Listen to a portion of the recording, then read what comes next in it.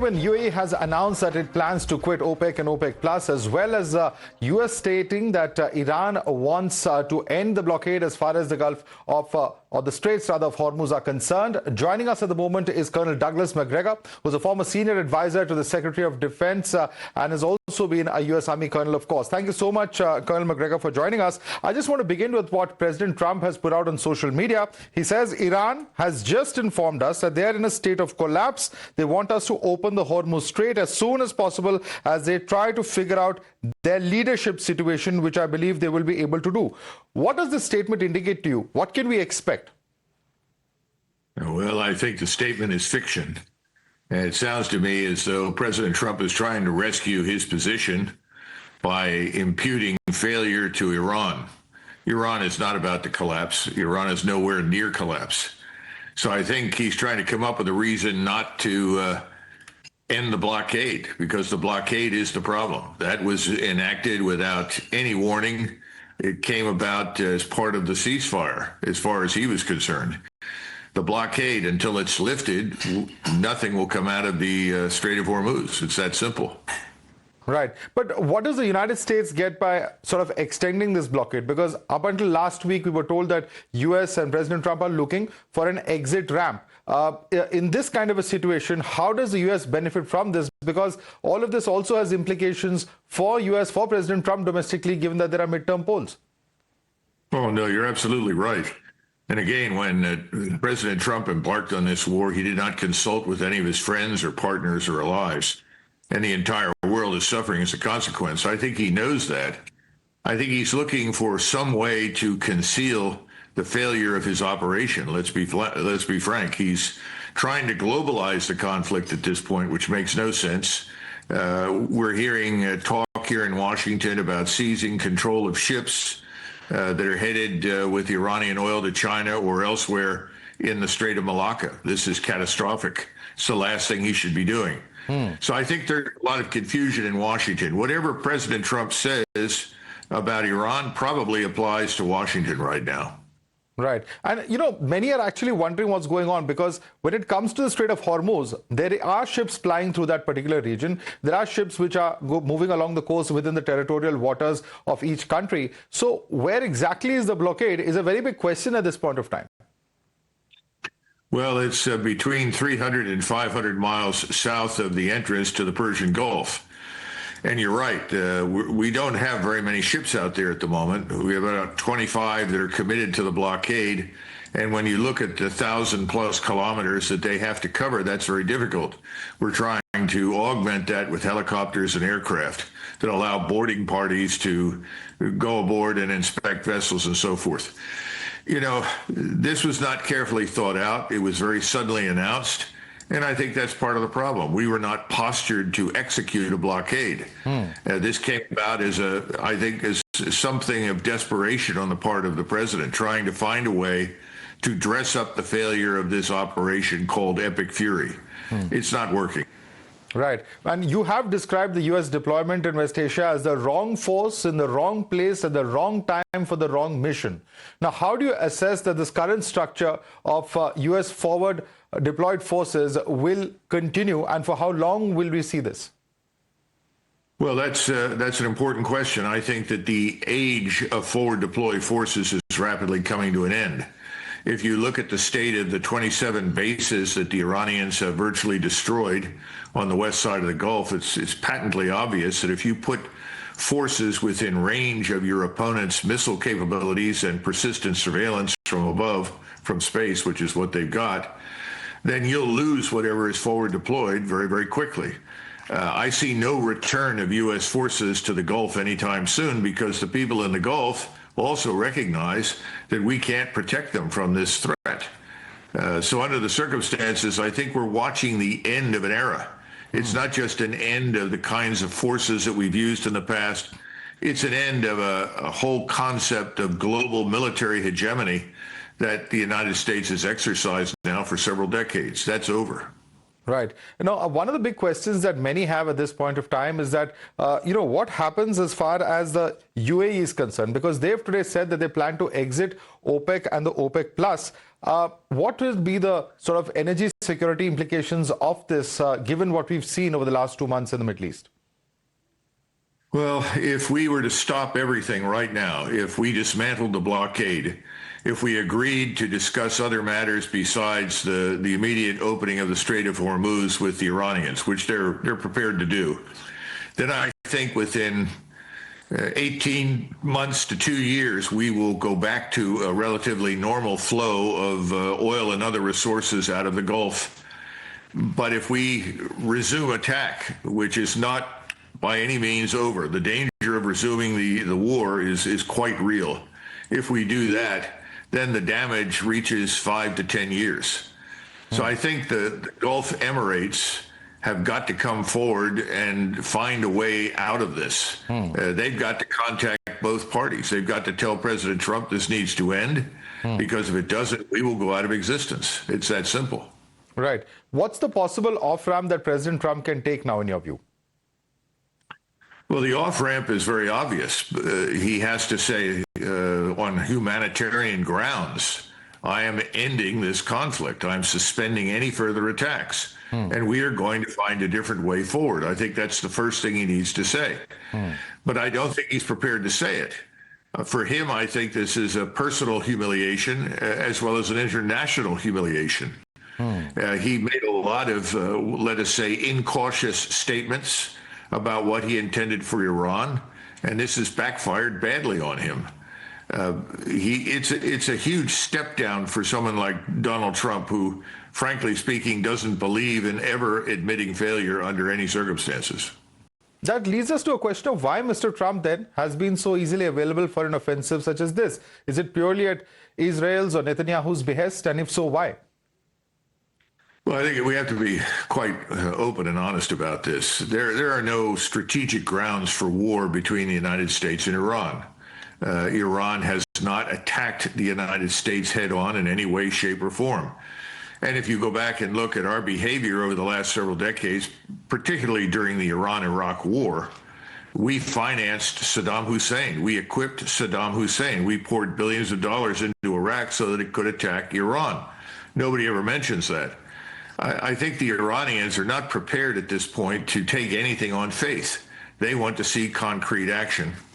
So this is an insoluble problem for the moment, and that is not good for the world. That's why I said from the outset, he needs to end this on humanitarian grounds. It's hurting India. It's hurting China. It's hurting Japan, Korea, Southeast Asia, Europe. We have no interest in hurting anybody who lives there. So it should end on those grounds, if for nothing else.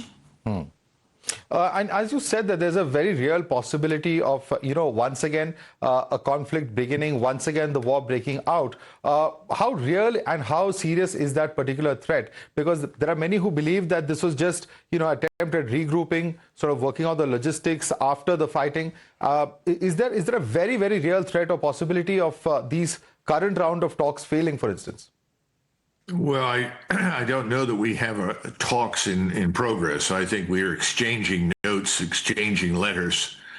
I think the danger is very real that this war could break out again at any moment. We now have the fleet offshore in both the Indian Ocean and in the Mediterranean postured for operations. We've replenished all the stocks of missiles and weapons. So we're clearly ready to fight. The issue is who blinks first. The Iranians are not going to blink in the sense that they're prepared to essentially sacrifice their independence and sovereignty. And I think we have to also go back to the third party, Israel. The Israelis are demanding the destruction of Iran. That's what they want. That's why we're doing what we're doing. And the American people do not share that interest. In fact, we have 46% of our farmers are declaring bankruptcy right now for the same reason that much of the world is in trouble, the absence of fertilizer. We stockpile oil, we don't stockpile fertilizer. So it's hurting us unnecessarily, but all of this is because of Israeli demands that we destroy Iran. I think it's clear we can't destroy Iran. We can bomb it, but we're not going to destroy it. This is another civilizational state. I think they made the mistake of assuming in Washington that Iran would be weak, that it would crumble quickly. And that was based on Israeli assessments. Unfortunately, the president believed them. Right. So are you then saying that the entire exercise of engaging in talks, we saw J.D. Vance and others go across to Islamabad, negotiating, all of that, of course, continues to be in a stalemate. But was that a tactic to perhaps buy time? I'm sorry, I didn't understand the last question. The Islamabad talks and engaging with Pakistan, was that just a tactic to buy more time? Is that what you're saying? Well, I'm afraid that it looks that way at the moment. It doesn't have to be that way, but that's the way it looks. And remember that when Vice President Vance showed up with the other two members, Kushner and Witkoff, they simply represented Israel's demands. No enrichment of uranium of any kind, number one, which is a dead end right away. And then secondly, that, Iran could not cooperate with anybody in the region that was an ally or a friend. And finally, that they had to dismantle a substantial portion of their ballistic missile arsenal. That made no sense. That was not a negotiation. That was essentially an ultimatum delivered to the Iranians. The Iranians have come back and said, look, we want to end this. We're happy to talk to you, but you've got to lift the blockade. Then we can open the strait and get people what they need as quickly as possible. All the other issues can be discussed separately. Thus far, we have refused to go down that road. Right. Would you then say that Iran's been able to beat the world's biggest air power, naval power, and economic power at that by attacking the country without a clear exit plan or objectives defined? And therefore, has the United States inadvertently played a role in sort of upgrading Iran's place in the world? Oh, I think that's absolutely true. Iran will emerge from this in a very strong position across the world. But I think, again, this unfortunately is a necessary end to an old era. This is the end of American military hegemony around the world. And the world doesn't need that military hegemony. By the way, we don't need it. We can't afford it. It's too expensive. It's unnecessary. We have been living in 1991 for over 30 years. It's got to stop. We need to live within this new community of nations and great powers and recognize that Iran, China, India, there are many great powers now. We need to pursue relations on the basis of mutual respect. That's difficult for Washington. Washington likes to think of itself as being at the center of the universe. Right. Now, there are reports that suggest that Hezbollah is going to return to suicide operations to prevent Israel from establishing a foothold in southern Lebanon. How do you see this aspect playing out? Because, peace in Lebanon or the airstrikes that Israel was launching in Lebanon was a key sticking point when the ceasefire was announced. Is this going to be another phase of escalation then? It could be. What I think it really signals is that Israel has failed to destroy Hamas. It has failed to destroy Hezbollah. Israel is insisting on the destruction of anyone in the region that challenges its right to essentially dominate the region. For any of this to end, we in the United States have to pull the so-called plug. We have to make it clear to Israel that we've gone as far as we can go. We're not going any further. As soon as that happens, most of these attacks are going to end because the Israelis are entirely dependent upon us for all of their missiles, their munitions, their equipment, their repair parts, and frankly, logistical support and money. So it's up to us to stop it, just as it's been up to us to stop aid flowing to Ukraine. This is really what we need to do. We haven't done it.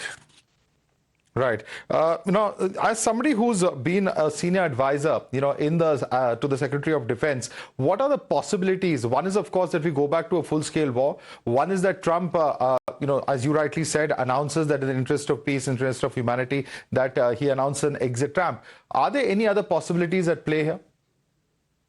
Well, I think there's a possibility, but it's not a very good one, and that is that we do nothing. We continue to keep our naval forces out there on a rotational basis. We do not end the conflict. We just allow it to continue the way we've allowed the conflict in Ukraine to drag on. Unfortunately, that's very popular in Washington with lots of politicians. No one wants to be responsible for what they perceive to be a failure. And so instead of admitting this was a dumb idea, it's time for us to change course and move in new directions. They'll just let it drag on without any sort of conclusive outcome. That's a possibility. But one aspect, while you're talking about the lack of decisive options, also, of course, limited objective campaigns and warning about any attrition-style escalation, How should the US then calibrate its use of air power special forces to degrade Iranian capabilities without inviting another spiral of retaliation that America can't sustain? Is there any possibility of that happening at all? No, I don't think so. In fact, Iran is prepared to wage total war. And that's not surprising since our aim has been to destroy Iran, frankly. We are not engaged in an existential conflict. Our future as a country, our existence as a great power, does not depend upon our control of the Persian Gulf or the destruction of Iran. But Iran is not in that position. So for the Iranians, if we attack again, this war will go on to the bitter end.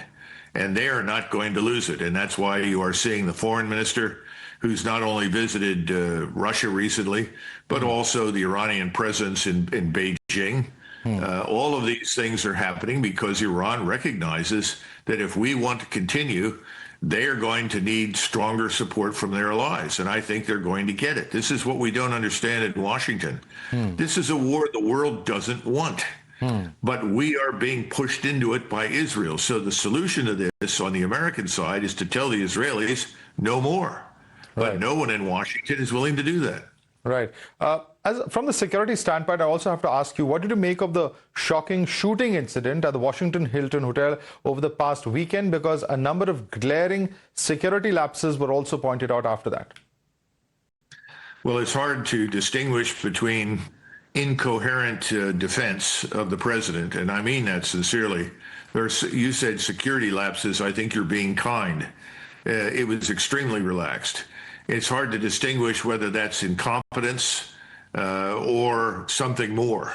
If you're going to try to argue that this was staged, I think you're going to have to prove it, and that's going to be very, very difficult.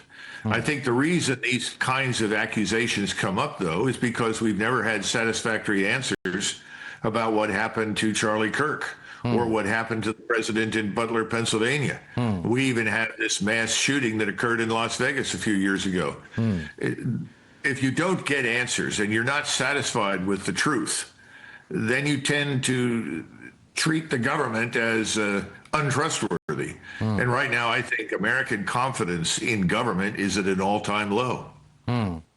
So one of the aspects that you spoke about whether, the speculation, whether this incident could have been staged given the dropping approval ratings right before the primaries, is that at all feasible? Or do you see this as pure incompetence? Is a question that is on many people's minds. I think it is probably more incompetence than anything else. That's my personal view. But I can't completely dismiss the other possibility. It's something that has to be investigated and examined. Right. And again, that's because we've had so little truth delivered to us over many years by this government. It's not just President Trump. This reaches back to the last 10 years, 20 years. It's not good for a republic like the United States when its voter base, in other words, the voting electorate, no longer trusts what the government says. That's where we are. Are you able to decipher any possible foreign involvement in this incident? Because that's been the allegation, at least in past shooting incidents related to President Trump. Yeah, and I think that's complete and utter nonsense. First of all, most of the people around the world do not understand American society. They do not understand how the government works. And I don't blame them, because a lot of us don't understand how our own government works. But the point is that I think it would be a mistake at this stage to look for external threats as a consequence of this shooting. I don't see any Iranian involvement of any kind in Butler. I saw none involved with Charlie Kirk. Now, are there others that could be involved? And the one particular agency that keeps coming up for discussion besides the CIA is the Mossad, I suppose. But again, you're in territory where we simply don't have enough access to hard, verifiable information that we can make a call. One aspect, though, before I leave you, I must ask you is that you were one of the first who spoke about the possible use of Indian Ocean waters by the US Navy. At this point of time, when we're staring at the possibility, we don't know what's going to happen for sure. But if this is indeed the case, where there's a continued huge US Navy presence and the blockade continues, the stalemate continues, what are the implications that you see for countries such as India, apart from, of course, the economic aspects in terms of the security aspects, the strategic aspects as well? Well, I think that the Chinese, instead of sitting on the sidelines, could actually enter the fray. The Chinese have built a large navy. The Russians do not have a large navy, but they have an effective submarine force. The Russians could apply pressure in other areas. The Chinese could do the same thing. Keep in mind, nobody, this is true for you, this is true for China and Russia, nobody wants a war with the United States. And I can tell you, absolutely no one in the United States is interested in going to war with anybody. This is Trump's biggest problem. He never explained anything to the American people. He never went to the Congress and asked for support. He's done none of those things. And so the average American says, what are we doing there? This makes no sense. And I think the Russians and the Chinese have probably figured that much out. So you could see this war expand, which is the last thing anybody wants. That's why this is a good time right now for the president to come forward and say, I'm suspending all operations for humanitarian reasons. This is hurting the world economy. It's hurting us, and I can't support that. So I'm suspending it. That would do him enormous good here at home. I think it would also cultivate goodwill around the world, don't you? Absolutely. I think that's a very, very important thing. The whole world, this is a war no one can really afford. The energy crisis is already spiraling. And, from regular fuel, petrol, diesel to jet fuel, there's already spiraling costs that the whole world is staring at. What's the economic fallout of that, as you've correctly explained, if we end the war now? And if there is another set of, fighting or conflict that happens, that's certainly something that nobody would like to see. Colonel Douglas Macgregor, thank you so much for joining us this evening. No, thank you.